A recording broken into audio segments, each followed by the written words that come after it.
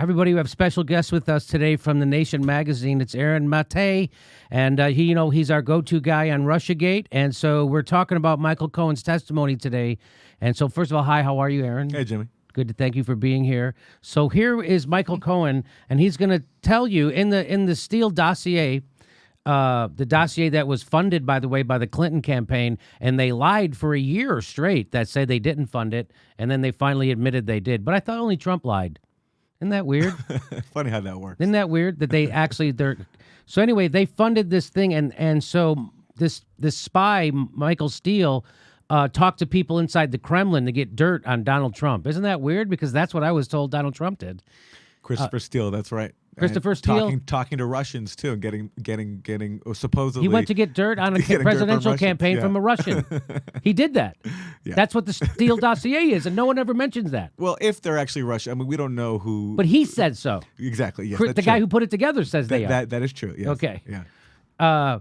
So a lot of this hinges at, well, first of all, he's going to tell you in the dossier it claims that he was in Prague, making some payments on Trump's behalf to pay off some. Well, he's going to debunk that. Combined. Have you ever been to Prague? I've never been to Prague. Never have. I've never been to the Czech Republic. So why is that interesting? Okay, I'll tell you again. This the question of whether Cohen has been to Prague pertains to the segment of Christopher Steele's dossier that said Cohen's phone signal was picked up on a cell phone tower in the Czech Republic back in 2016. So why is that interesting? So who cares if he was there? Well, the cited intelligence report suggests that Cohen was there to meet with Kremlin agents and pay off hackers who were working against Hillary Clinton's presidential campaign and covering Trump's tracks on Russia. So what the story is about that in the Steele dossier, that's proof of collusion, because Trump's lawyer went there to pay off these Kremlin agents for doing the hacking. But it turns out he was never there. That never happened. And of course, Aaron tweeted this out. For an example of the wild speculation that the Prague claim, which Cohen has now denied on the record, sparked, here's Rachel Maddow wondering if he got reimbursed by Trump for meeting with Russian hackers in Prague. I look forward to the update that this one didn't pan out. So you want to watch a little bit of that? Because I want to watch a little bit of that. For the illegal payoff, he also asked the Trump organization to pay him back $50,000 for, quote, tech services. And prosecutors say in the criminal information that $50,000 claim, quote, in fact, Cohen had solicited from a technology company during and in connection with the campaign. Michael Cohen supposedly wasn't part of the campaign at all. So under what circumstances would he have been spending a nice round $50,000 on something tech-related that, in fact, was for the campaign, that he would later seek reimbursement for from the Trump organization? He sought that reimbursement for that $50,000 in tech expenditures right alongside the reimbursement he was already getting from them for his illegal cash payoff to Stormy Daniels, the one that he's now going to do prison time for. We don't know that $50,000 was that Michael Cohen laid out to benefit the campaign and then he was paid back for by the Trump organization. We don't know what that was. But I will note for the record, just because you should know this is out there, that what Michael Cohen is accused of in the Steele dossier is meeting with Kremlin representatives in August and September 2016 to discuss, quote, deniable cash payments to operatives who were participating in the anti-Clinton hacking campaign organized by the Russian government. So what Rachel Maddow is quoting is materials ginned up during a campaign, negative campaign stuff. This is against their opponent. She's quoting from a campaign document, basically. Is that what she's doing? Yeah, it was paid for by the DNC and written by this former British spy who claims to have all these high-level Russian sources alleging a grand Trump-Russia conspiracy. And this has been, actually, even the FBI used this as part of their investigation into Trump and Russia. Yes, they used this, which was campaign material, basically, to obtain a FISA warrant on Carter Page, who was a volunteer for the Trump campaign, and it sustained so much media coverage. So this is just opposition research. That's really what this is, right? This is paid for. And when you say the DNC paid, the Clinton campaign didn't pay for this too? The DNC and the Clinton campaign Because the via Clinton a law firm. Yeah, was running the DNC. That's right. That's right. that's right. That's part of the problem too. It's ironic that they were rigging the actual election, that they're trying to get information that shows that someone else was rigging it. Isn't that right? One of many ironies here that yes, for all this talk about elections not being on the up and up Right. and being rigged, the fact is this came in an election where, as we know, the DNC and the Clinton campaign colluded against Bernie Sanders. That's correct. And so she does this whole thing, this whole segment. They got him. They got him. Quote, according to Redacted, the agenda comprised questions on how deniable cash payments were to be made to hackers who had worked in Europe under Kremlin direction against the Clinton campaign and various contingencies for covering up those operations. So he was there to discuss how to pay for the Russian hacking effort, according to the Steele dossier. If that really happened, is that something you might bill to the Trump organization as tech services? Alongside the porn star payoff that you billed to the Trump organization as legal retainer? So this is forgivable if this was the one segment she did like this, where it was all based on, well, if this happened and maybe so, and if he fit. Her whole show has been like this for an hour every night for the last 2.5 years. Well, if that's true, if that really did happen, then that means this, and it could probably mean this too. It's been one fucking nonstop conspiracy theory. And she doesn't get in trouble for being a conspiracy theorist. She's the biggest conspiracy theorist I've ever seen in my life. This is amazing. This has been the pattern for the last 2 years. So some claim will come out. The people who are peddling this conspiracy theory use it as fodder for their latest round of speculation. Claims that fuel the conspiracy theory, fuel the news cycle for a few days. And then information comes out, like the subject of this particular claim, Michael Cohen, denying on the record today that he was ever in Prague, which basically then obliterates, endless hours of cable news coverage, of which Maddow has only been a part. She's not even the only one. No. It's just she's just the worst example. She's just the worst of it. She's the highest paid conspiracy And so somebody theorist. will say, watching this video, well, why do you believe Michael Cohen? How do you not know he's lying now? Well, because he's on his way to jail for lying to Congress already right now, and he knows that Mueller would know if he's lying again right now. Mueller knows if he was actually in Prague or not. Don't you think? Yeah, and if he was in Prague, he'd have a great way to get out of jail because he could tell Mueller and he could testify, and he would get immunity. Oh my God, yeah, he'd be like the witness of all witnesses. He would turn state's evidence against Trump. He would get immunity for it. Sure. And then we would have a bunch of. But that's not happening. Of course not, because all this is based on a crazy conspiracy theory, and the only reason that it's taken seriously is because millionaire cable news hosts like Rachel Maddow and the whole industry basically have lost their minds. They've doubled down on this, and they can't let go of it. And so today, when Michael Cohen shoots it down, I don't think we'll be seeing any correction or update from Rachel Maddow. No, we will not. We will not. We will not be seeing. They're all like we were just talking off camera. They're already moving the goalposts. They're already saying this isn't about collusion. This has never been about collusion.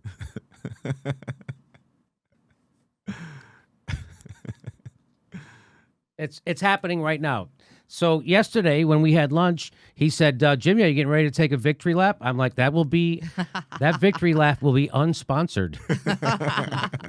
Because no one's going to acknowledge it. They're not. I saw you had a conversation with yesterday, and it went exactly how Kyle Kalinski's conversation went. It's this, it's unsatisfying. It's ultimately unsatisfying because no one will ever. It's an unfalsifiable theory. You say, what's your best evidence of this collusion? And then you knock it down. They don't acknowledge you knock it down. And then they just move on to another thing that you knock down that they're not going to acknowledge you knocked down.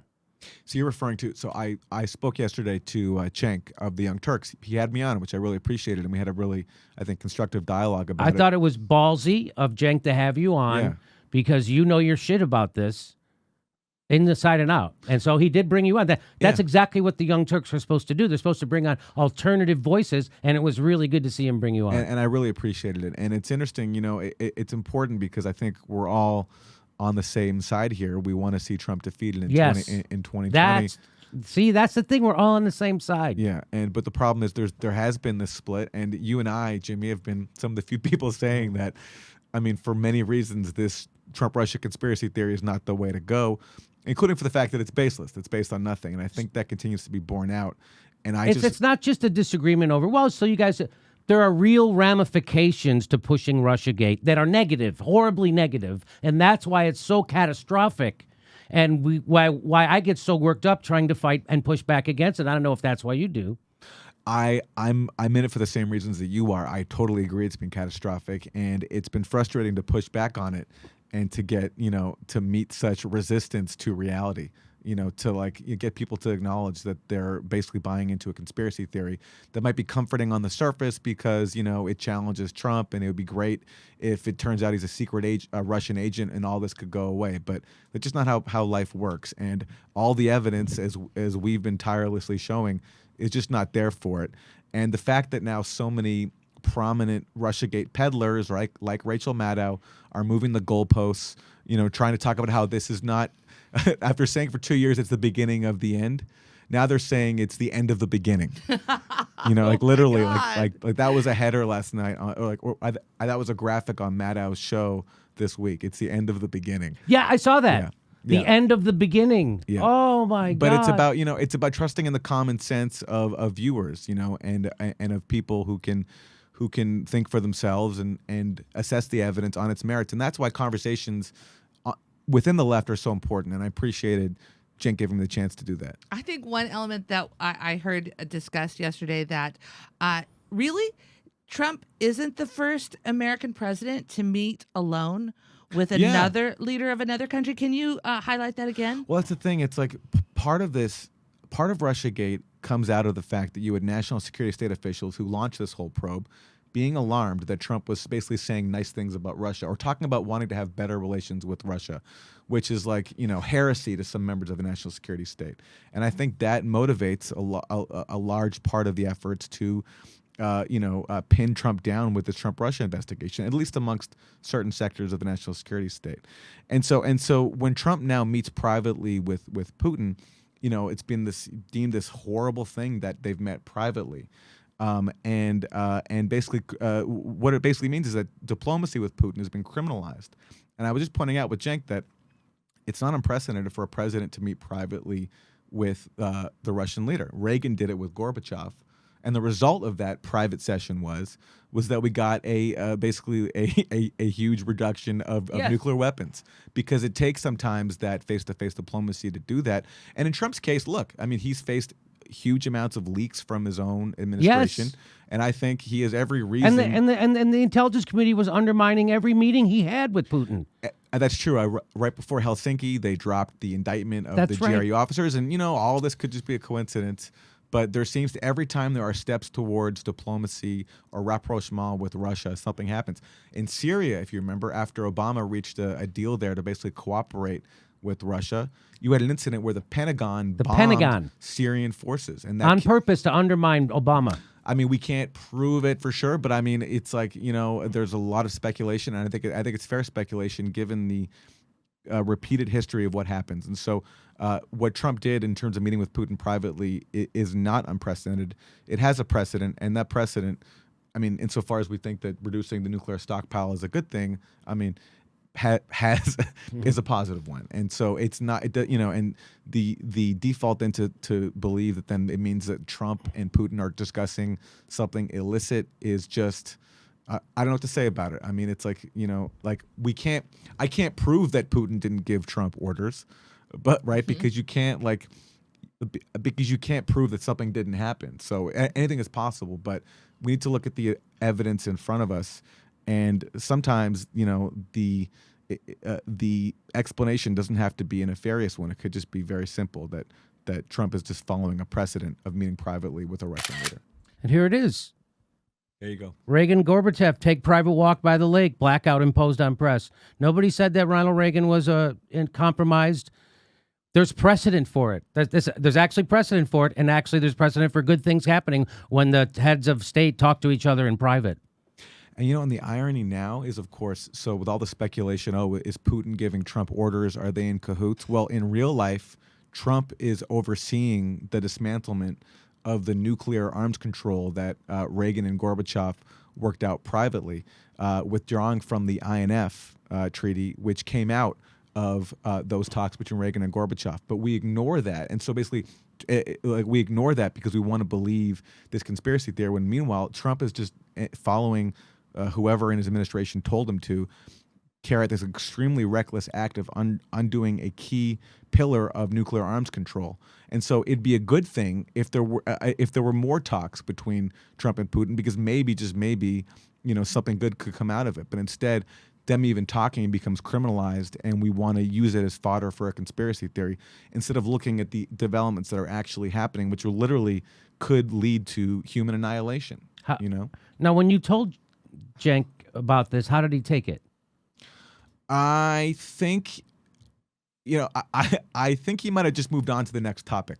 I don't have the video in front of me, but we went through a lot of topics, and but I thought it was a polite conversation. It was it was a very polite conversation, and he was open.